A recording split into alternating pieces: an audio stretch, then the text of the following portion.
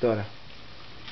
Βάζουμε λίγη μαγιά, τη διαλύουμε σε χλιαρό, πολύ χλιαρό νερό. Περίπου το νερό είναι ένα φλιτζάνι του τσαγιού, ένα φλιτζάνι. Ναι.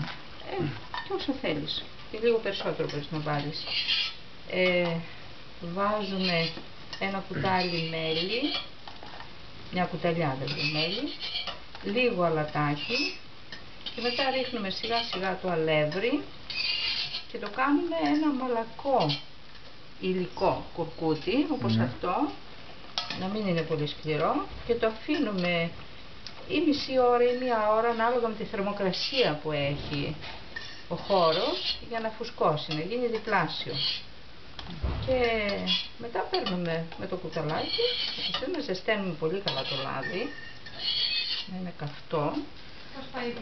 Εδώ βάλε το μέλι, να πάνε τα παιδιά τώρα από αυτά. Η πρώτη δόση είναι αυτή. Πού είναι το σιρόπι? Μέλι. Πού είναι το μέλι? Εγώ σιρόπι δεν κάνω.